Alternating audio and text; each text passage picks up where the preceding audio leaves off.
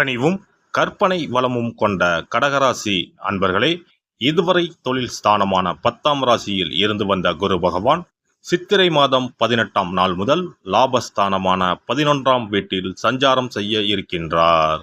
லாபஸ்தானத்தில் இருக்கின்ற குரு பகவான் தான் நின்ற ராசியில் இருந்து 5ஆம் பார்வையாக கன்னி ராசியான சகோதரஸ்தானத்தையும், 7ஆம் பார்வையாக விருச்சிக ராசியான புத்திரஸ்தானத்தையும், 9ஆம் பார்வையாக மகர ராசியான களத்திரஸ்தானத்தையும் பார்வையிட இருக்கின்றார். குரு பகவான் 5ஆம் பார்வையாக சகோதரஸ்தானத்தை பார்ப்பதால் இளைய உடன் பிறந்தவர்களின் வழியில் ஒத்துழைப்பு கிடைக்கும். சிறுதூர பயணங்கள் செல்வதற்கான வாய்ப்புகள் மேம்படும். எதிர்பார்த்த பணவரவு உண்டாகும். மனதில் தைரியமும் தன்னம்பிக்கையும் அதிகரிக்கும். வீட்டின் தேவைகளை அறிந்து நிறைவேற்றி வைப்பீர்கள். குரு பகவான் 7ஆம் பார்வையாக புத்திரஸ்தானத்தை பார்ப்பதினால் பூர்வீக சொத்துக்களில் இருந்து வந்த பிரச்சனைகள் தீரும். பேச்சில் தெளிவு பிறக்கும். புது வீடு வாகனம் வாங்கும் வாய்ப்புகள் ஏற்படும். தனிப்பட்ட சில அனுபவத்தின் மூலம் செயல்களில் மாற்றம் ஏற்படும். திருமணமான தம்பதிகளுக்கு சுப செய்திகள் கிடைக்கும். குலதெய்வ பிரார்த்தனை மற்றும் வழிபாடுகளை மேற்கொள்வீர்கள். குரு பகவான் 9ஆம் பார்வையாக களத்திரஸ்தானத்தை பார்ப்பதினால் அயல்நாடு செல்வதற்கான வாய்ப்புகள் அமையும்.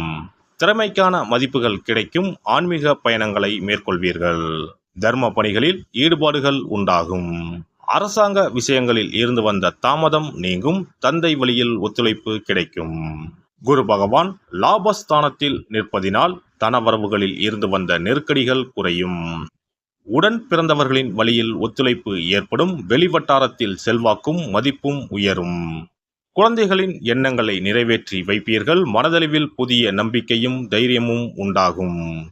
எதிர்பாராத சில அதிர்ஷ்டகரமான வாய்ப்புகள் கிடைக்கும். குரு பகவான் கிருத்திகை நட்சத்திரத்தில் சஞ்சாரிக்கும் போது தனவரவுகளில் இருந்து வந்த தாமதங்கள் விலகும்.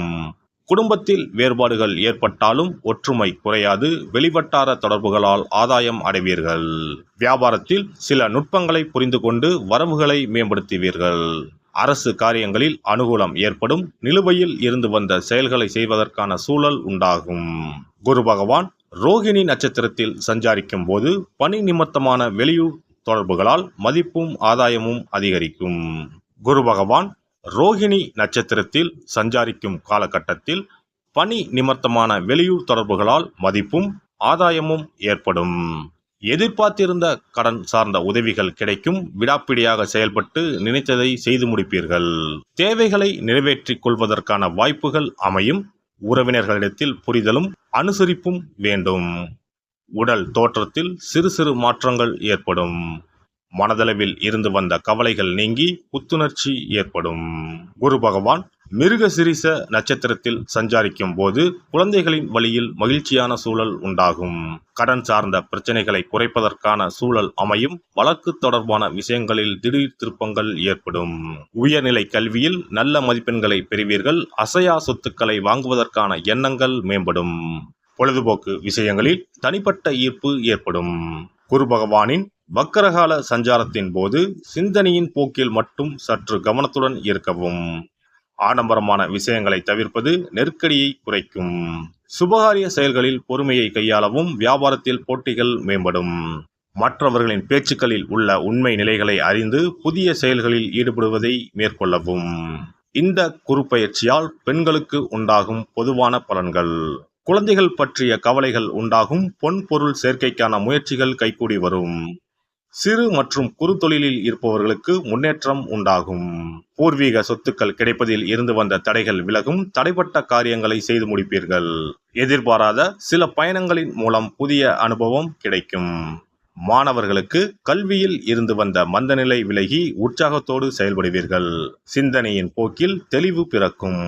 உயர்நிலை கல்வியில் சாதகமான வாய்ப்புகள் அமையும். ஆசிரியர்களின் ஆலோசனைகளும் வழிகாட்டுதலும் நல்ல மதிப்பெண்களை பெற வழிவகுக்கும். விளையாட்டு துறைகளில் திறமைகளை வெளிப்படுத்தி பாராட்டுகளை பெறுவீர்கள். உத்தியோகஸ்தர்கள் உத்தியோக பணிகளில் புதிய பொறுப்புகளும் உயர்வான சூழல்களும் கிடைக்கும். முயற்சிக்கு உண்டான இடமாற்றம் அமையும். மனதிற்கு பிடித்த விதத்தில் புதிய வேலைவாய்ப்புகள் கிடைக்கும். குடும்ப விஷயங்கள் பகிர்வதை தவிர்ப்பது நல்லது. இழுபறியாக இருந்து வந்த சில வரவுகள் கிடைக்கும். சக பணியாளர்களிடத்தில் அனுசரித்து செல்லவும். வெளிநாடு சென்று வேலை செய்வதற்கான வாய்ப்புகள் சாதகமாக அமையும். வியாபாரிகள் வியாபாரத்தில் இருந்து வந்த நெருக்கடியான சூழல் குறையும். அரசு வழியில் சில உதவிகள் கிடைக்கும். எதிர்காலம் சார்ந்த சில முடிவுகளும் அபிவிருத்திக்கான வாய்ப்புகளும் உண்டாகும். வாக்குறுதிகள் அளிக்கும் பொழுது சற்று சிந்தித்து செயல்படவும். கொடுக்கல் வாங்கலில் தகுந்த ஆவணங்களை கொண்டு செயல்படுவது லாபத்தை பெருக்கும். நவீன தொழில்நுட்பம் சார்ந்த கருவிகளின் சேர்க்கை ஏற்படும். கூட்டாளிகளுடன் பணிவான பேச்சுக்கள் மூலம் நன்மதிப்பை பெறுவீர்கள். கலை சார்ந்த துறைகளில் இருப்பவர்களுக்கு எதிர்காலம் சார்ந்த ஒருவிதமான குழப்பம் உண்டாகும். புதிய முயற்சிகளில் சிறு சிறு தடைகளுக்கு பின்பு சாதகமான வாய்ப்புகளும் மதிப்புகளும் ஏற்படும். சகோதரர்களின் வழியில் அனுசரித்து நடந்து கொள்ளவும். எதிர்பாராத சில வெளியூர் பயணங்களால் உடலில் ஒருவிதமான சோர்வு உண்டாகும். மற்றவர்களின் கருத்துக்களுக்கு மதிப்பளித்து செயல்படுவது நன்மதிப்பை உண்டாக்கும். அரசியல்வாதிகளுக்கு இது ஒரு பொன்னான காலகட்டமாக அமையும். பொதுமக்களின் ஒத்துழைப்பும் தொண்டர்களின் ஆதரவும் மகிழ்ச்சியை ஏற்படுத்தும். வித்தியாசமான சிந்தனைகளின் மூலம் வெற்றி வாய்ப்புகளை உருவாக்கி கொள்வீர்கள். கட்சி சார்ந்து வெளியூர் பயணம் செல்லக்கூடிய சூழல் உண்டாகும். பொருளாதாரத்தில் இருந்து வந்த மந்த நிலை குறையும். நடைபெற இருக்கின்ற குரு பயிற்சியால் முயற்சிகளில் இருந்து வந்த தடைகளை நுட்பமாக செயல்பட்டு உடன் இருப்பவர்களின் ஒத்துழைப்பால் மாற்றங்களை உருவாக்குவீர்கள். செவ்வாய்க்கிழமை தோறும் நல்லெண்ணெய் தீபம் ஏற்றி மாரியம்மனை வழிபாடு செய்து வர நினைத்த காரியங்கள் கைகூடி வரும். குரு பெயர்ச்சிக்கான சிறப்பு பரிகாரம். வியாழக்கிழமை விரதம் இருக்கும் முறை. வியாழக்கிழமை அன்று அதிகாலையில் எழுந்து குளித்து மஞ்சள் நிற ஆடை அணிந்து விரதம் இருக்க வேண்டும். அருகிலுள்ள கோவிலின் நவகிரக சன்னதிக்கு சென்று குரு பகவானுக்கு சந்தனம், மஞ்சள் போன்றவற்றை கொண்டு அபிஷேகம் செய்ய வேண்டும். பிறகு குங்குமப்பூ கலந்த பசும்பாலை கொண்டு குரு பகவானுக்கு அபிஷேகம் செய்து வழிபட வேண்டும்.